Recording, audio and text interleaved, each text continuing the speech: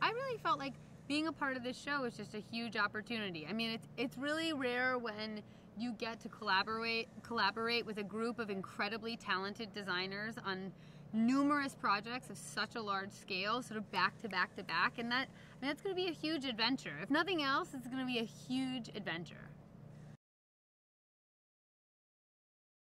You know, I mean, it's really interesting. I think we're all maybe equally talented, but in such different ways. We all are bringing such different skills to this table that I think it's going to be very interesting to see how, as we progress from one project to the next, and you start to sort of lose some of the contestants, it'll be interesting to see how we balance out our skills and our weaknesses.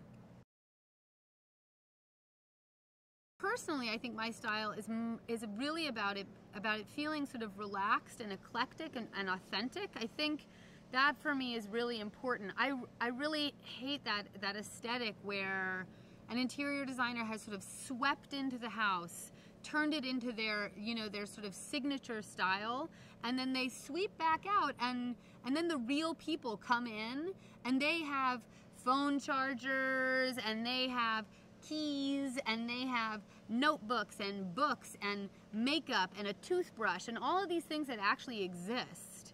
And I think oftentimes interior designers only design for a perfect world, and I really like trying to design for an authentic world. So I really want this space to feel like these people live there. I want it to feel like it's emblematic of them and not really just a sort of a manifesto of mine. So I think that's what I would like to try and achieve here. I think the biggest challenge for me is literally the logistics of this. It's a humongous amount of work to accomplish in a very small amount of time. And talk about too many chefs in the kitchen. I mean, there are so many people, everybody's got an opinion. We're trying to run a sort of diplomatic arrangement so nobody's like, just getting vetoed outright. So you really want to hear everybody out, but at the same time, you only got so much time that you can talk about these things before a decision has to be made. And I mean, it's really crazy trying to squeeze all this stuff in. As of this very moment, what they have added is doubt. I think that we were really feeling good with our plan. We really loved the way we had sort of rethought the function of these spaces, and we were really liking how that was going to transform the function of the house in total. And I think when Nate and Monica and Eddie came in, they really, well, Nate in particular was really surprised by the decision that we had come to, and I think it's definitely given all of us sort of a moment's pause to say, like, is this what we mean? And I mean, I think we do. I think we really do love what we feel this could offer this family, but at the same time, it's maybe not the obvious direction to have taken it.